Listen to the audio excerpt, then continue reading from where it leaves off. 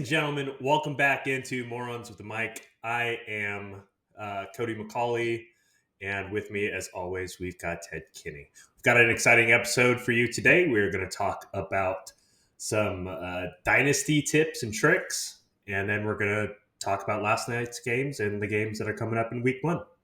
Teddy, you want to take it away? I sure do, Cody. All right. So me and Cody joined our first Dynasty League 4 years ago, and we didn't really know where to begin. So I'm going to go over some of the things that we've learned and some of the things that I wish someone had told us back when we started. So the most important piece of Dynasty, the most important piece of advice that I can give anybody in a Dynasty League is to know where you are in your competitive cycle. Take a good look at your team, objective look at your team versus the other teams in the league, and know if your team is good or if they're not. And if they're not good, embrace it. There is value to being the first person to rebuild. And I'll get more into that in a second before it ties into one of the other tips. Don't overreact to small samples. For example, if you have Mark Andrews, you're probably freaking out about last night. It's not a great look when you don't catch any pass or very few passes, but at the same time, his route participation was still good. It may not be what you want it to have been from Mark Andrews based on his past, but it was still good. It's not a reason to freak out yet. It's 1 week. It could revert back to the norm. Number 3, churn the bottom of your roster for lottery picks. Okay? Don't be having Logan Thomas chilling at the bottom of your roster because Logan Thomas, he was a great player once upon a time, but the man is 33, 34 years old. He's not has like 20 concussions. Yes. He's not going to get better. Now, I'm not saying it's going to hit, but why not use those bottom couple roster spots, especially in 12-team, 14-team, deeper leagues, stuff like that. Use those on guys that you don't know what they are. That could be something. Again. Go for the upside, right? Yeah. Is it going to work out? Probably not.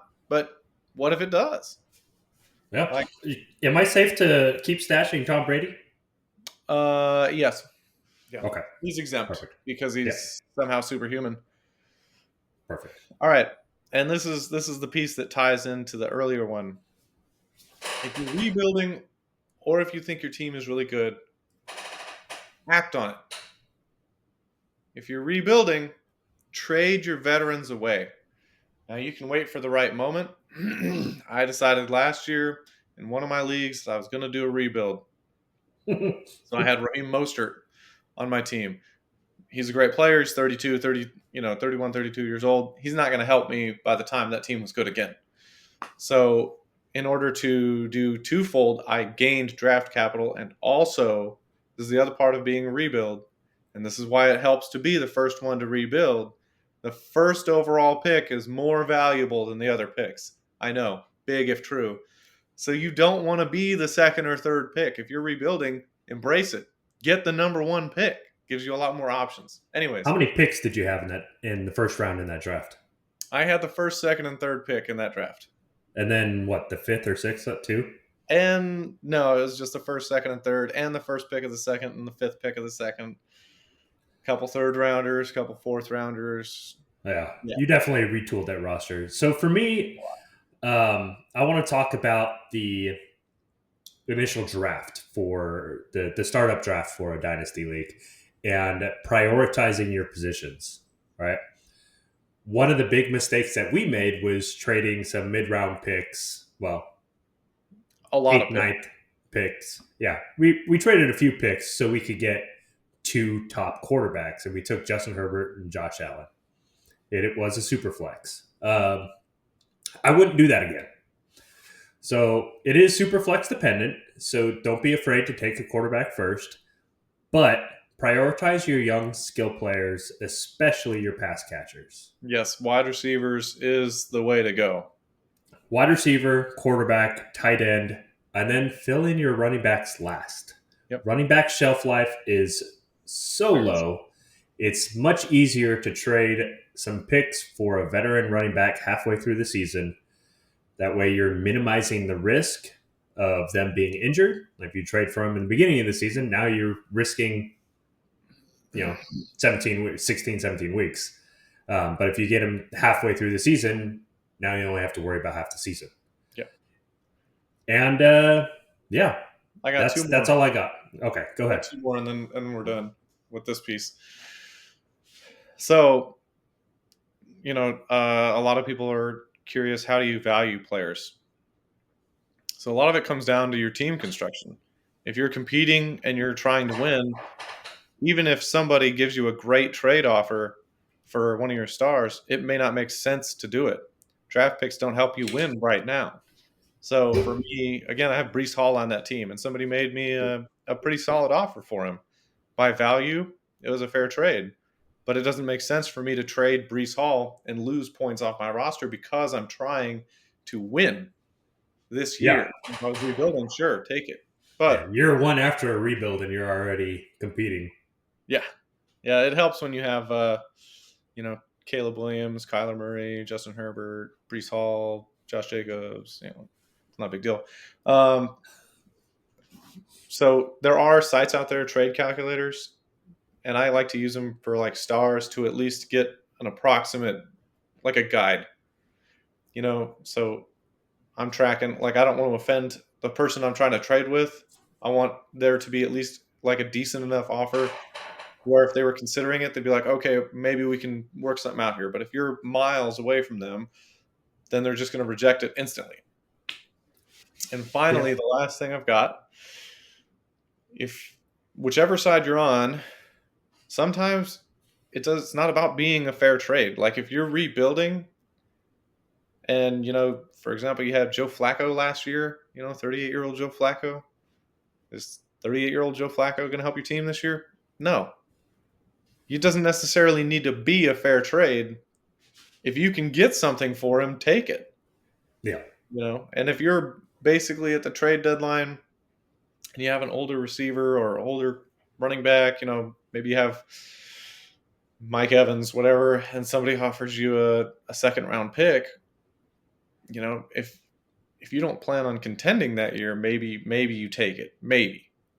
Right? But it's not always about winning a trade. Sometimes it is about just accepting where you're at and rolling with it. It's also important to tell all your league mates that, player A is up for grabs and let them start bidding more. It is. Maximize the value. If you're using Sleeper, what I've found is that nobody really initiates based upon trade blocks. So if you're trying to trade somebody, you got to slide into the DMs of whoever. Look at the team's rosters. I made a trade during this offseason for Saquon because I saw that the team that I was that had Saquon had a massive hole at tight end. Starter was Chig Okonkwo, and that's not great. So I was like, okay, well, I can give up a tight end, a running back to replace Saquon and a pick, right? So that's why I looked at her roster and saw what her needs were, and that's how I made that trade. Smart trade. All right, let's move on. Let's move on to the first game of the NFL season last night. We finally made it. It was electric, minus the illegal formation penalties. I'm going to talk about the Ravens, and Ted's going to talk about the Chiefs. So let's get started with the Ravens. Lamar had a good game for fantasy, but that man could overthrow the Cuban government. His arm was not great last night. And part of that was because his offensive line looked like absolute garbage. To that point, on the last two plays of the game, the Ravens had Justice Hill blocking Chris Jones. Which is not what you want. It's not what you want. But to his credit, he did better than the offensive line did. So a lot of running from Lamar, which is great for fantasy. He still had, yards through the air to bolster his score. And then remember when I talked about Mark Andrews finishing outside the top 10. Yeah. Uh huh. Yep.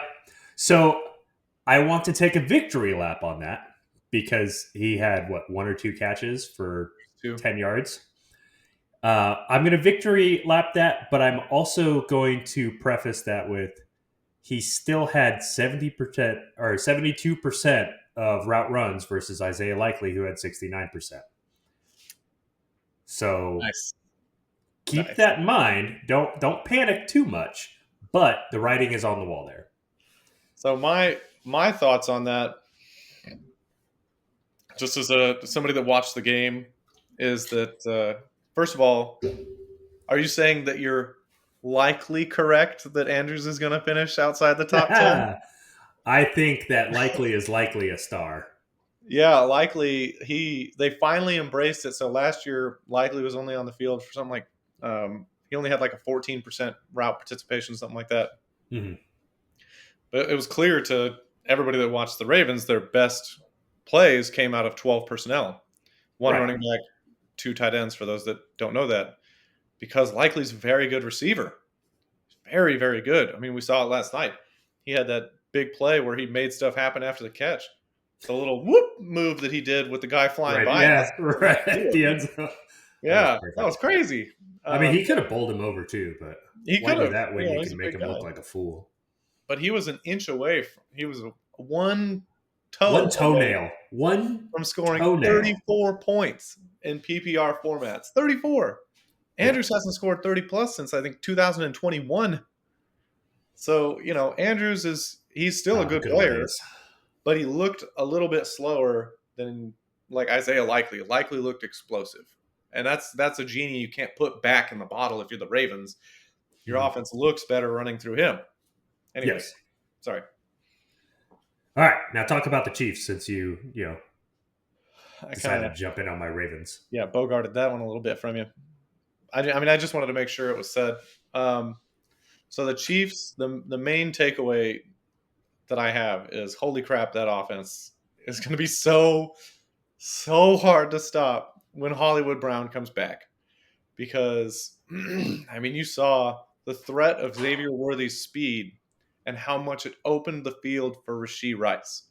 I'm Rashee guessing the Rice, rest of the NFL, all the other teams, are sitting there just yep. giving the finger to the Bills for trading back and letting Worthy just fall into their lap. And it's going to be worse again when Brown comes back, because Brown also has field stretching speed. The Mm-hmm. Chiefs talked all offseason about how they wanted to get the deep ball back in their arsenal because of the issues they had last year with their pass catchers, the highest drop rate in the league. I mean, you couldn't trust them to run the right route, whatever. And then obviously they featured Rashee Rice. But I mean, that's the biggest takeaway for me is, how do you defend this team? Because if you take away the deep ball and you play 2 high safeties, first of all, Mahomes figured that out a couple years ago after they first traded Tyreek, or first that last year with Tyreek. When teams started playing him like that, they had a little bit of an adjustment period. But Mahomes kills 2 high safety looks now. He did last year, and that was with Mm-hmm. bad receiver core. This year, it looks like Rashee Rice, he had a 33% target share. That Yeah, is crazy. it's enormous. Oh my God, that's He's an insane. he's an every week start for me. Absolutely. Yeah, So now, Worthy and Brown, I think that they're going to be much lower usage, but I think they're going to pop big plays. So if you yeah, have Rashee Rice, you want those 2 guys on the field because, again, it just opens up that middle of the field so much. And if you look at Rashee Rice's route chart last night, that's where he's working. He's not yeah, running out breaking routes. He's not running deep. He's doing the same thing he was last year, but the Chiefs have made it easier for him, you know, by spacing everything out. yeah. Xavier Worthy is electric, but only Oh had yeah, 3 touches. But he's got that home run speed. he does. But You for those, can't you can't beat so that. you don't want to, like, this goes back to overreacting for Dynasty in particular. Mm-hmm. Worthy, whatever you thought of him before, you should probably still think of him now. Now, it's nice to see the speed translate to the NFL for sure Mm-hmm. in his first game, but ultimately, he still only had 3 touches. So it's Yeah, not he's like not going to get 2 touchdowns on 3 touches every game. Exactly. Even Juju almost got one, but it's Juju, so he didn't. Yeah, he didn't. All right, let's move on to matchups. We got a game tonight down in Yes, sir. Brazil. It's going to be great. Me and Teddy are going to be celebrating Teddy's birthday tonight, and I'm old now. yeah, well, no, but we'll be drinking and watching the game. But this game, it's one of the ones we're most excited for this week, and that's because it's got a high over under. It's got an over under of 49, and Eagles are favored by 2. Um, and one of the reasons I'm excited is because they brought in Kellen Moore. So the 2022 Eagles had one of the best offenses. They took a large step back in 2023, especially after their absolute dismantling by the 49ers. After Shane that, Steichen, everything went downhill. They finished in the back half of the league in their offense, and they brought in Kellen Moore to open it up. And they also brought in Saquon. So I'm all in. I would start them all: Hurts, Saquon, Brown, Smith, Goddard. I'd start them all. The Packers play a zone-heavy scheme that allowed Bryce Young to throw for 300 yards on them last year. So well, their keep that in mind. defensive coordinator got switched out. It's no longer They Joe did. Barry. Yep, they brought in Jeff Hafley from Boston College. Halfley likes his coverage. We'll see what they do. Yes, that's what I'm most excited about this matchup. Is first of all, the Packers' offense is obviously going to look very similar to last year because still LaFleur, still Love, still all the same pass catchers. Mm-hmm. But what I'm excited about for them are those 4 pass catchers because they have so many good receivers. Their top 4 receivers last year, Christian Watson, Romeo Doubs, Jaden Reed, and Dontavian Wicks, they're all good. And none of them have like overlapping skill sets, right? It's not like you have, Marquez Valdez-Scantling and Mecole Hardman. They both do the same thing, so they're not going to be on the field at the same time probably. Right. Each one of those guys does different things. Mm-hmm. Romeo Doubs, he's lined up at the X receiver spot. He's working the backside of the formation. Christian Watson, he's kind of their deep threat catch guy. You know what I mean? He's fast. Yes. He's real fast. Jaden Reed, I mean, he crushed coverage. I think Jaden Reed is their best receiver overall. He's great in the slot too. Yeah, and that's the unfortunate thing is based on his RP profile and his scores against like press coverage, he could play on the outside, but it seems like the Packers really only consider him an inside guy and a slot receiver because he played 2 snaps last year with only 2 receivers on the field, 2 all year, and that was with Watson hurt. So, anyways, one of the ones I'm excited about is Dontavian Wicks. I want to see where he slots in because when he got a chance to play in the second half of last year, his per route run metrics and separation scores, all of that were very, very, very good. So let me ask you this. Are you worried about Josh Jacobs at all with the fact that the other 2 running backs behind him are both questionable for the game? So he's really all they have at running back right now. Do you worry about his usage? I'm not really worried about it. No. I think that LaFleur likes his heavy sets. I mean, even last year with all those great receivers, they were still in 12 personnel a lot because they have those 2 really good tight ends. They have Luke Musgrave and Tucker Kraft. So they spent a lot of time in 12 personnel, I mean, you said really good, but I wouldn't play either of them. No, I wouldn't play them for fantasy, but that's mostly because of all the options around them. Less so about the player themselves, more so about the target competition. And then as far as go ahead. Philadelphia, I'm fascinated to see which receiver does what. Because last year they were an extremely static offense. There was like no moving people around. There wasn't hardly any play action. There wasn't much like pre-snap motion. I think they finished 30th in that, 32nd, whatever it was. Kellen Moore does do those things. And then I'm curious because, there's a case to be made. Devontae Smith, everybody thinks that he's just going to go slide right in the slot. A.J. Brown also has experience in the slot. I The think they're going slot. to move those two guys around to avoid Jair Alexander. Absolutely. I think they're going to move him around certainly more than, they did last year. Mm-hmm.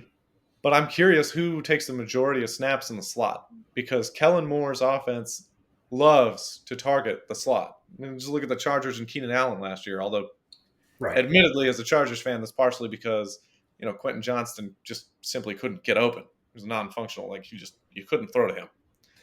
Yeah. But I'm All right. really excited to see that. Last question before we move on. Who are you taking? Are you taking Reed or Watson if you had to play one? If I had to play one tonight, Mm-hmm. dang, I'm gonna say Watson, even though I think Reed's the better player. All right. Just because Reed's usage last year was built, or his point total, sorry, was built on a unsustainable touchdown rate. I mean, he's not scoring 10 touchdowns again with as few touches as he had last year, relatively speaking. Obviously, he had a lot of touches, but Yeah, not he had enough. the Xavier Worthy, Yeah, 2 touchdowns on 3 touches. exactly. But it wasn't as Okay. many touches as you would expect to need for 10 touchdowns. And Watson, they clearly love Watson, even though his RP profile and stuff like that, like he's built on a high touchdown rate. I Mm-hmm. think he's kind of miscast for what they do him, for what they use him as. But if I was going to pick one, I want the guy that's on the field all the time, which is, I think, Christian Watson. But that's one of the things I'm excited to see. All right. Let's move on. Steelers, Falcons, over under 42. Falcons by 3, favored by 3. This is the Kirk Cousins show. His first year in Atlanta. I'm starting Kirk Cousins. I'm starting London, and I'm starting Bijan. And I'm going to watch Mooney. I'm curious to see how Mooney does in this offense. And I've got him on a watch list. That's it. That's all. That's really all I have for this whole game besides starting Najee. I mean, Wilson's hurt. They don't even know if he's going to play. You could maybe start George Pickens. I know Fields isn't a very good option, but at the same time, I would start Pickens with Wilson. I would sit him with Fields. I'm starting him either way. Just because, DJ Moore, and I'm not saying Pickens is as good as DJ Moore because he's not, but DJ Moore had almost 1,400 yards last year with Fields throwing him the football for the most part. So Fields has shown he can support at least one star-level guy, and just based upon the rest of the receiving core in Pittsburgh, how many targets do we think Pickens gets? All of them. Every single one. Najee's going to get all the targets because that's what happens. That's probably, yeah. Do you have anything else for this game? No, you can probably go to sleep during the Steelers drives is the only thing I'll say. How about Kyle Pitts? You starting Pitts? I mean, you have to, right? Where you drafted him? Yeah, probably. You have to start him as where you draft him. I think he's going to have a good year. I think he's going to have a big year. But it scares me that he's already dealing with a hamstring injury because that's been his story since the rookie season is he can't stay healthy. Yeah, he did put on Instagram, though, that he's fine and everyone's overreacting. So we'll see. That is true, but the fact that he popped up at all after the last couple of years, it's just not great. All right, Cards, Bills. Another one we're excited about, over-unders 47. They've got the Bills by 6, favored by 6, and I'm going to call it, there's a really good chance for an upset here. I don't think so. I'm taking the over. I'm taking the over. I'm taking the over because I expect the Cardinals offense to be very, very good, and I expect the Cardinals defense to be the worst in the league. So the Bills and Cardinals are both going to score a lot of points. Yes. Start everybody. Start them all. Start them all. For the Cards, what I really want to see is how their running back room shapes up. They called James Conner their bell cow back, and he's going to get all the work down on the red zone, but on the goal line. But they also drafted Trey Benson, and he's a fantastic talent, and I want to see how he does, and I want to see what the snap share is, and see if they use him in the receiving game, and see what happens. I don't think it's going to be a high snap share for him yet. I think if Connor gets hurt and Trey Benson comes in and kills it, like I think he will if he gets a chance, then at that point, just like likely with Andrews, you can't put that genie back in the bottle. Now, Right. Connor, people underestimate him. He had his best year as a professional last year, minus the 4 or 5 games that he was hurt. But he averaged over 5 yards a carry. He looked more explosive. And then I'm curious. Getting up there in age. He is getting up there in age for sure, but there was no sign of the age cliff last year. And I think that this Cardinals offense, it's one that I want to be invested in. As you saw in the Hot Takes episode, I'm a huge believer in Kyler Murray. I love what they've done with that offense overall. I'm really curious to see how Marvin Harrison Jr. gets in there and looks in the NFL, because if you look at what he did in college, he was already running NFL receiver routes. He was already up on the line of scrimmage. There was no helping him. He was doubled more than any college prospect that has ever been, at least in the history that I've seen. So I'm curious to see just how good he looks. And I'm also curious to see how Kyler looks another year removed from his ACL tear. And, again, he looked good last year. His problem was they didn't have any weapons except for McBride. But now they've got a really coherent offensive identity and a great fitting room of receivers. They had Michael Wilson last year. Speaking of Michael Wilson, are you willing to flex him in this game? Are you willing to put Michael Wilson in your flex? No. Nope. Nope, not if you have somebody better, just because of the simple fact that I fully expect the Cardinals to be a very run-heavy operation. And then, Michael Wilson at best is going to be, I think, third in targets behind Marvin Harrison Jr. and Trey McBride. And I also think, if they do end up throwing a lot, Kyler does love to throw to the slot. And Greg Dortch, the Human Torch, is probably lining up in the slot. So Dortch I think Michael Wilson's he's a really good player. I think you just hate Stanford products. I think that's what it is. I mean, it's probably 10% of what it is. Absolutely. All right. Who leads the Bills in receptions that's not named Dalton Kincaid? Khalil Shakir. Shakir? You think Keon Coleman pops off, or no? You think he's quiet? I think he's pretty quiet. I think Keon Coleman was pretty raw coming out of Florida State. I think that it's going to take him time to get to the level that the Bills want him at. And Khalil Shakir was really good last year. Now, he's probably a slot-only guy, but, Josh Allen threw 100-something targets to Cole Beasley like 3 years ago. He loves the slot. True. This man, Khalil Shakir, looked really good. I think he scored 15-plus in 60% of his career games. Mm-hmm. He's played more than half the snaps. So if he gets out there, he's going to produce. Like he and the average separation score, if you will, from the slot, he was a top 5 separator. Yeah, he's got a great ass. He does. Absolutely. One of the best. All right, Titans-Bears. Over-unders 45. Bears favored by 4. This is the Caleb Williams watch. Here's a stat for you. We don't talk about Will Levis. Oh, I'm going to. Here's a stat for you. Number 1 picks are 0-14-1 in their first start in the last 15 tries. You know who the last one to win their first game was? Was it Mariota? No. It was David Carr. David Carr. Wow. David Carr was the last first pick quarterback to win his debut. Dang. Been a little bit then. It has. That was the Texans' first year. And, Caleb Williams is surrounded by talent. He's got DJ Moore. He's got Keenan Allen. He's got Roma Dunze. Roma Dunze. He's got DeAndre Swift. Keenan is dealing with the heel injury, so we'll see if he even plays. Dealt with it at the end of last year, too. All the pieces are there for Williams to win his debut. It's just... we're just going to have to wait and see how he plays at the NFL level. Yeah. And I'm not starting anybody on the Titans side. Maybe Pollard, but I'm not. I don't even think I'm going to play Ridley.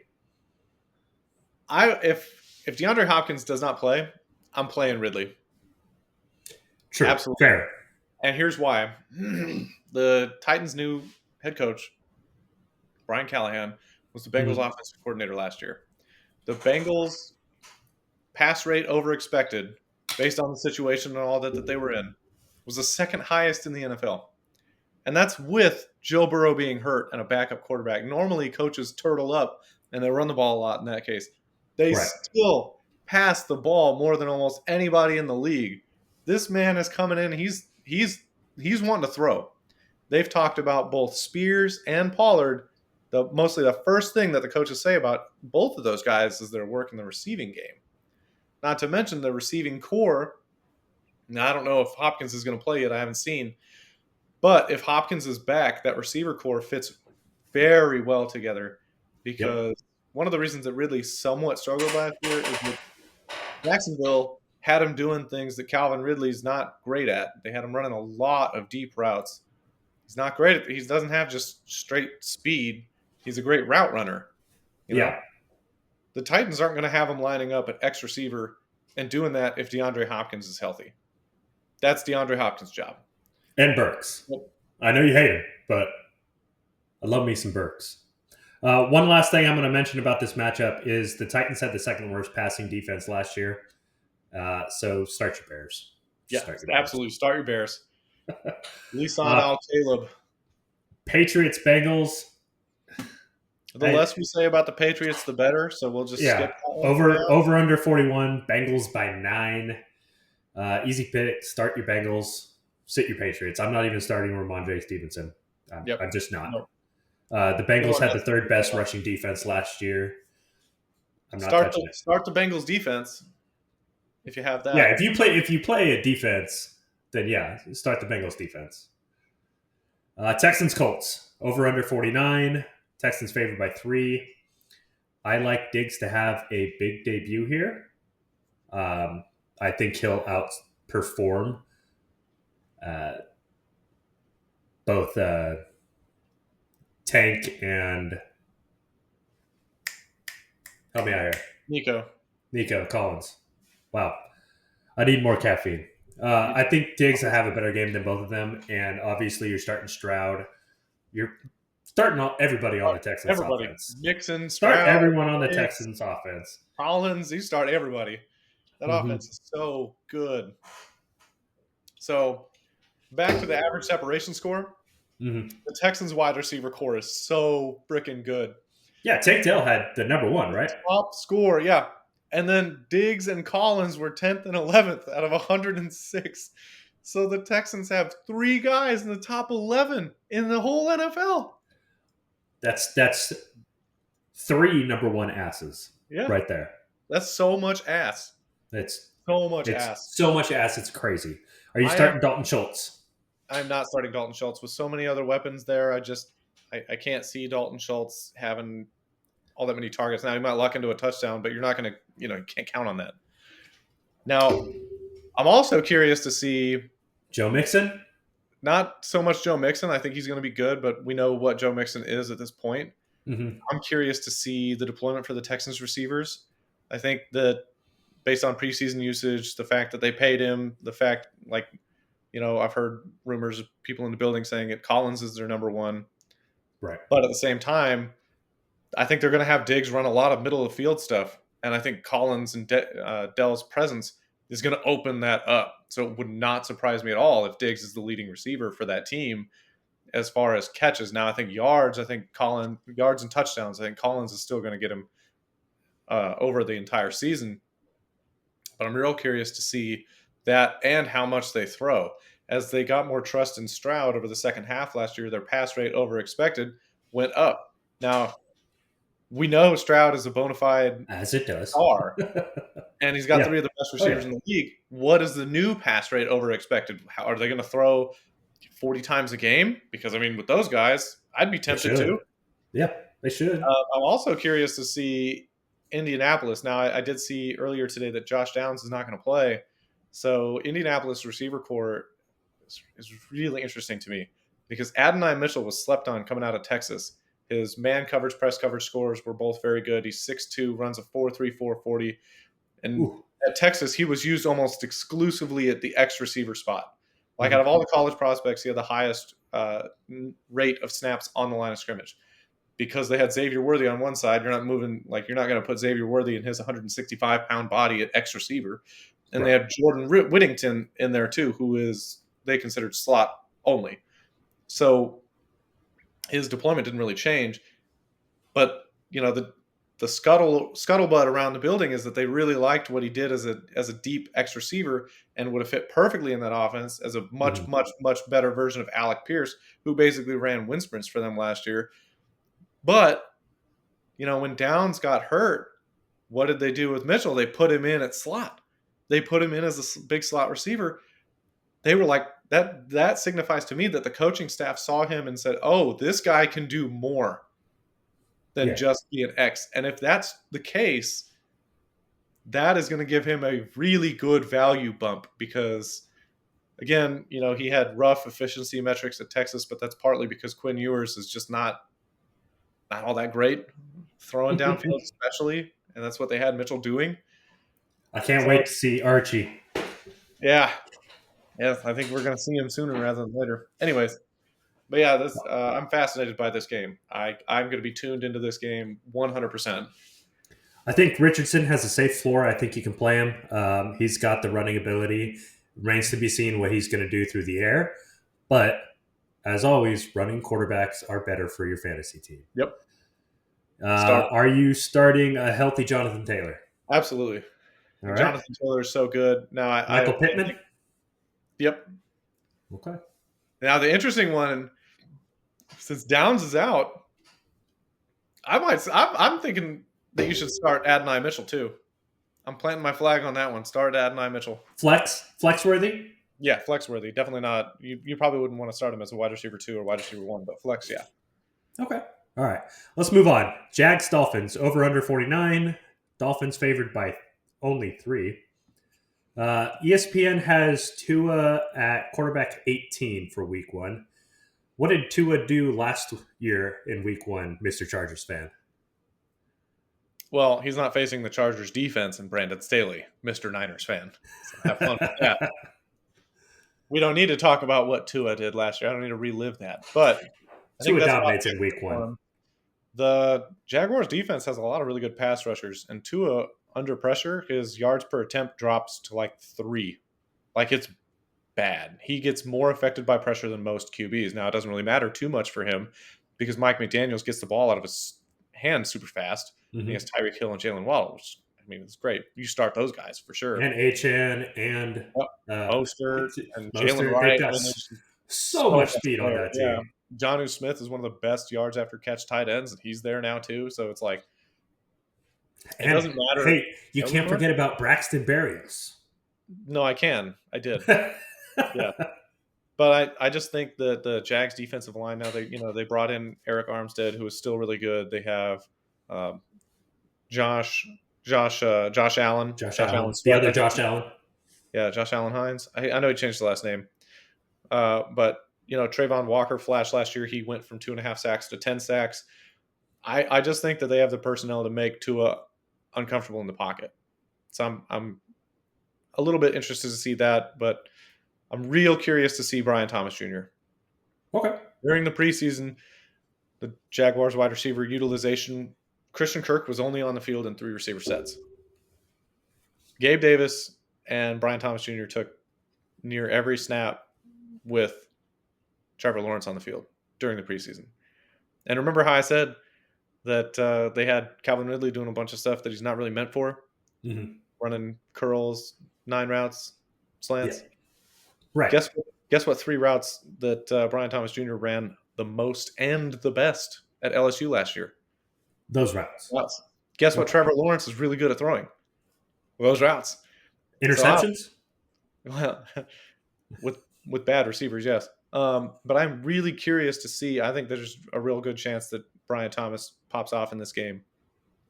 Okay. And I know a lot of people are high on Trevor Lawrence. Unless you're playing in a super flex league, I'm not starting him in this game. The Dolphins Dolphins defense is underrated. They just gave the bag to Jalen Ramsey today. They did, but they also lost a lot of pass rush. They lost Christian Wilkins to free agency. He went to Las Vegas. Mm-hmm. Jalen Phillips is still coming off that torn Achilles. Like they lost a lot too. Yeah, I'd start ETN as an RB2. Yep, but that's That's about it from the Jags for me. I'm starting Brian Thomas Jr. as a flex, but I'm a risk taker. Yeah, yeah, you need that. Yeah. All right, Panthers Saints. We don't have to talk about this too much. Over unders 41.5. Panthers by 4. You I don't match want to up. watch either. I don't want to watch either of these offenses. Skip it. Skip Yeah, it. Deontay and Olave are your only possible starts. Everyone Yep. else, no, just run away from them. Yeah. Run Vikings at Giants. Over unders 41. Vikings by 1.5. I know there's a lot of concern with Justin Jefferson, but Justin Jefferson's going to get his. Oh No yeah. matter who's at quarterback. He's gonna have a monster year. Um, you know, look who he had throwing him the ball after Kirk Cousins went down, and he was still putting up numbers. He's going to get his. Yeah. He could have 90-year-old Sam Bradford back there, and he'd still be getting. He'd get numbers with me back there, man. Just check it out. I don't know. Your foot. I'm not saying it would be great numbers, but there would be numbers. Outside of that, I'm out on everyone else on the Vikings. I'm curious to see the snap share between Aaron Jones and Ty Chandler, but probably I don't want to start him yet. No. I'm curious to see what happens with Jordan Addison, but I have zero faith in their quarterback, so Jay Jettis is the only person I like. I'm curious to see what happens with the Giants offense because through, not entirely the Vikings' fault. They've had some tragedies. They've had some very bad luck. They've had a lot of issues in their secondary that aren't necessarily, their fault. They tried. But I'm really curious. But they're not fixed. Because Brian Flores, I think that's their OC or DC's Brian Flores, right? Yeah. He's in Minnesota now, yeah. I think so. Last year, he blitzed 8 or dropped 8. Or blitzed 8. He did cover 0. Retry that. He did cover 0 or he dropped 8, like pretty much all the time. And that's the signifier of somebody that understands that their coverage is very wanting. So, the Giants have obviously Malik Neighbors, who I think is going to destroy their secondary. Yeah.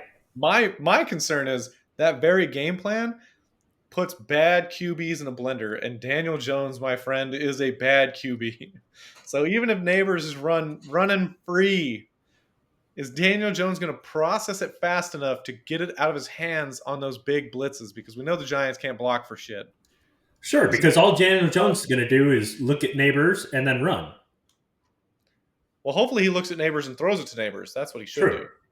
But he's going to be a one-read guy. I think I called Daniel Jones a top quarterback, a top 12 quarterback for the year. I think this is Neighbors coming out game. I'm excited to see what Jones does. Moving on to Raiders-Chargers. Over under 40. Chargers favored by 3. I know you're excited for this game. Start Devontae Adams and Bowers if Bowers is healthy. He's questionable at the moment.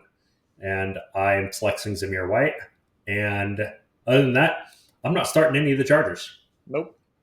Dude, I don't even think you start Bowers unless you punt it on the position and he's really your best option. Yeah, if you punt it at tight end, if you don't get the first 3 or 4 tight ends, I'm punting the position to the back of the. I'm punting to the back of the draft, and that's where you're going to get Bowers. Bowers outside the top 10. I'd have him higher, but with that, ESPN has him at 8 for week 1. I wouldn't have him that high because they have Gardner Minshew at QB, which is not great. They have Devontae Adams, who's going to get the lion's share of targets. They have Jacoby Myers, who was really, really good last year, and he has to get his targets. They have Michael Mayer, who's going to get some targets. I don't think he's going to get a lot necessarily, but they got mouths to feed in that offense, and they're going to be a run-first team. Yes. They're probably going to be a run-first and second team because that's what I would do if I had Gardner Minshew. But I just can't see any targets for him. I'm noticing a theme with you is hating on Pac-12 players that didn't go to Oregon. I'd hate on the Oregon players too. Oh, okay. Mostly, I love Mariota. He wasn't it as the Falcons QB, man. All right. Are you in a super flex? I'd consider Herbert, but otherwise, none of the Chargers excite me. All because of one name, Greg Roman. Well, that and they just don't have a ton of talent. We'll see at running back. They have Gus Edwards and they have J.K. Dobbins. reports out of camp are that Dobbins looks explosive. If Dobbins is the player he was 2 years ago, 3 years ago, Dobbins is going to be somebody you definitely want to start in the future. I mean, the Chargers just took the Ravens throwaways, so I'm not really excited about it. Pretty much. And they drafted. And they don't really have anybody at wide receiver other than Josh Palmer. So, Lad McConkey's solid, but again, they probably view him as slot only, so he's not going to be on the field unless it's. And it's a Jim Harbaugh team, which means they're going to run first. It is and Greg Roman. It's going to be a run first team. I don't think they're going to run quite as much as everybody says because, yes, it's a Jim Harbaugh team, but if you've heard the way Jim Harbaugh talks about Justin Herbert, he has never had a QB like Herbert. And I think they're still going to run a lot more than the Chargers of the past did. Mm-hmm. But I also still think that they're going to use Herbert because you don't pay a guy as much as they pay Herbert, and you don't speak as highly of a player as you do of Herbert without putting the game into his hands at some points. I mean, he's too good to run 50 times a game. Fair enough. All right, moving on. Broncos Seahawks, over-unders 41.5. Seahawks favored by 6. You're starting Kenneth Walker. You're starting DK. I'm starting Jackson Smith and Jigba. Yep. I'm looking for Jackson Smith and Jigba to be more productive than DK in this game, just for the simple fact that DK is going to be shadowed by the best cornerback in football. It's a tough look. I think Jackson Smith and Jigba is going to have a big game just because of that. And Geno's wildly underrated. If you're in a super flex, Geno should be an automatic start. Yep. If you're in super flex, you're Geno. If not, pivot. Yep. The Seahawks offense is another fascinating one to me. Ryan Grubb, what's he do there? Is the offensive line fixed now that the tackles are ostensibly healthy? Gonna open it up. Yep. Spread it out. On the Broncos side of the ball, start Javonte Williams, and that's pretty much it. You can flex Javonte Williams. Yep. That's it. All right, Cowboys Browns, over-unders 41. Cowboys favored by 2.5. Dak and CD are obviously smash picks. If you drafted Ferguson, you're safe to start him. One thing I do want to say is rest in peace to Deshaun Watson's father, who died. And as we've seen in the NFL many times, players playing right after a tragedy, they typically have a really good game. I know that's hard to quantify. It's not really a stat thing. It's just more of a feeling. But I would be fine starting Deshaun Watson. I would not start Deshaun Watson. We've got about, again, obviously you never want anything like that to happen to anybody, but we've got almost 4 years of evidence since he was last an above average quarterback. And the Cowboys defense does one thing very, very well, and that's defend the pass. They suck against the run, but they do well against the pass. And Deshaun Watson, again, he just has not looked like the top 10 QB that he was in Houston. His arm lost a little bit of strength. He doesn't have quite the same scrambling magic. Like, he's just not – he hasn't been as good. Like, he'll have a good half, but I don't feel comfortable starting him until I see it for – Well, he's also a terrible person, so – Are you starting Jerome Ford? I am starting Jerome Ford, yes. Are you starting Amari Cooper? Yes, just because I think he'll hit a big play. But only as a flex. I wouldn't start Cooper as more than that. Njoku, yep. I'm starting him because if you drafted Njoku, he's probably your tight end one, and you're probably not going to – you don't have anybody better. Jerry Jeudy. No. No? Nope. Want nothing to do with him. I have him on a watch list. I'm excited. Hey, watch list is not starting, all right? You're asking me. No, I'm not. You're right. I'm not starting him. Hell no. All right, another easy one that we don't have to talk about much. Commanders and Bucks, over-unders 42. Bucks favored by 3.5. Daniels coming out game. I do want to talk a little bit about the Bucks. Okay, let's start with the Bucks then.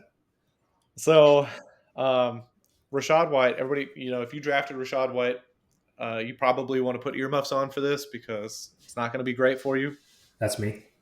Rachaad White was one of the most inefficient running backs in the league last year, averaged like 3.6 yards per carry. If you watch him play, he's not a super decisive runner.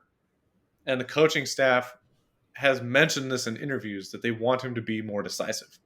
So what they do in the offseason, they went out and drafted my boy Bucky Irving, and this is separate from the Oregon stuff, in the fourth round, and he had a very good preseason. He looked super decisive. He looked quick. He looked like he did at Oregon. What is Bucky Irving? He's a pass catcher too. I think that there's a very real possibility that Bucky Irving takes Rashad White's job as we go through the season.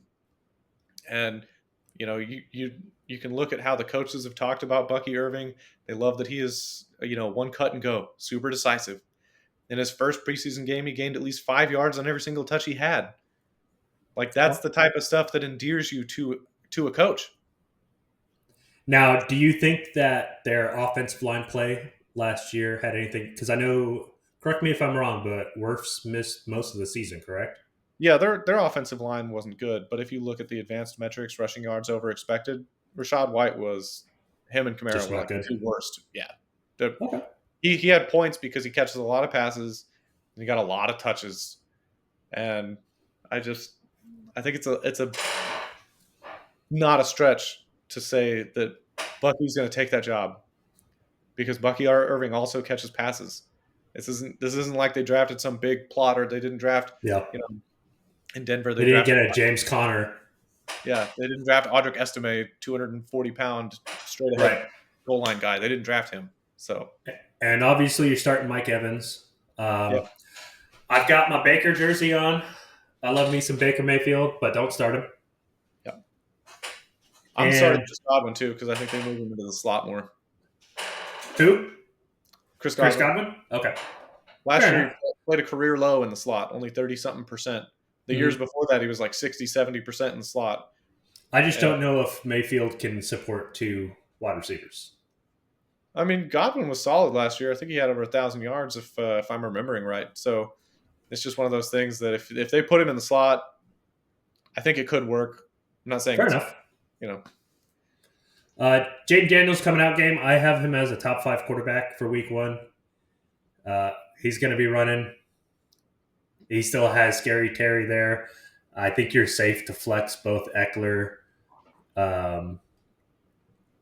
or Brian Robinson. Take your pick.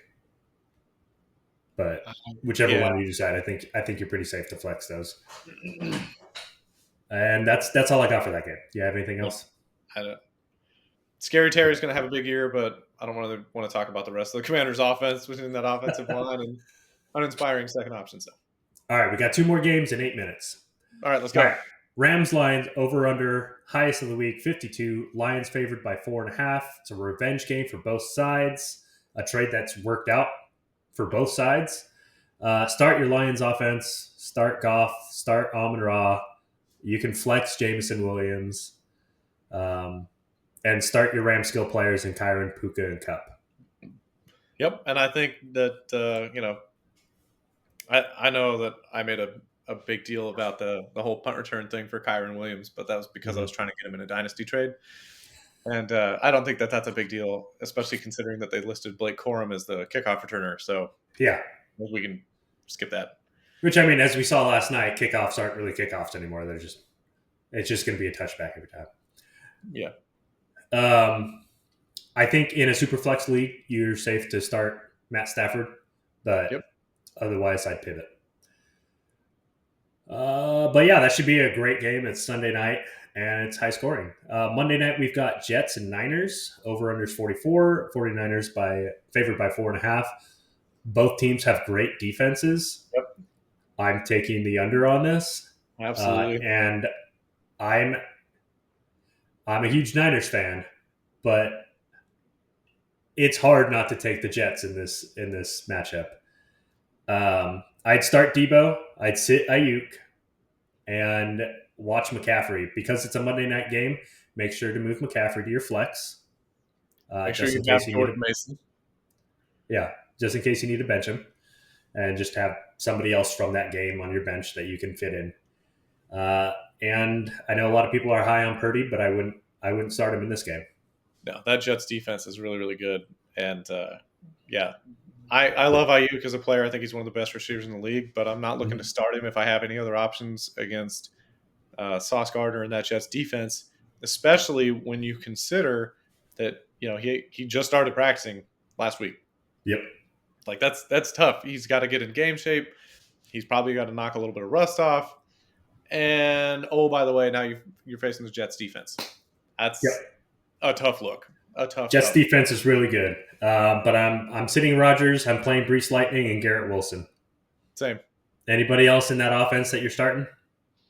No. I Tyler know Mike Conklin. Williams is going to be like a big name, but he's coming off a torn ACL. He's 30-something years old. Like, you don't want to start him until you see it. You got to see it. Yeah, and he's one of those more get down the field and your quarterback has time to get it to him. Yeah. And He's a jump let's ball be guy. honest, the Jets' offensive line isn't that good, and the Niners, if they're really good at one thing, the Niners are really good at getting after the quarterback. Yes. They are not a great run defense either.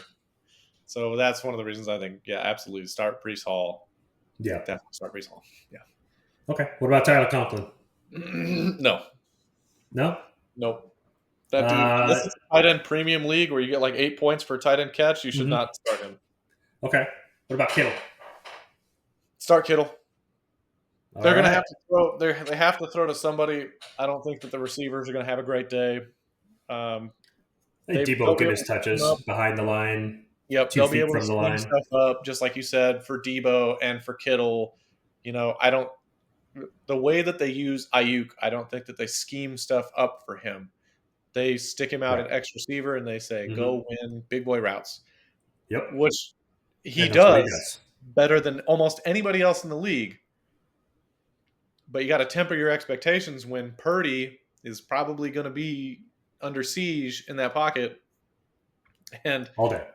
And he's Sauce not going to have Gardner, the time to get it out to yeah, Ayuk especially with Sauce Gardner on him. yeah. It's just Sauce Gardner is it's going to going be a to quiet be day.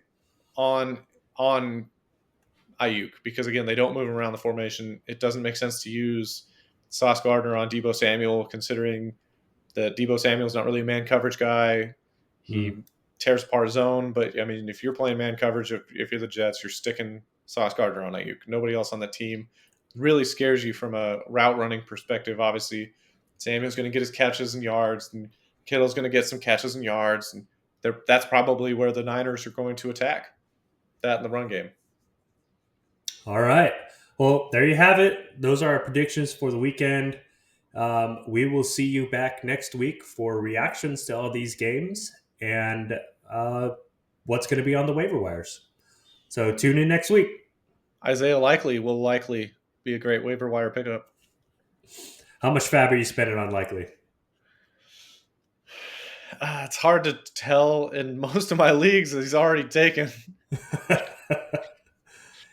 You should probably spend at least half your fab on Likely if he's sitting there on the waivers and you don't have a better tight end. He looked so good last night. All right. We're going to say goodbye again. Yep. All right. Take care.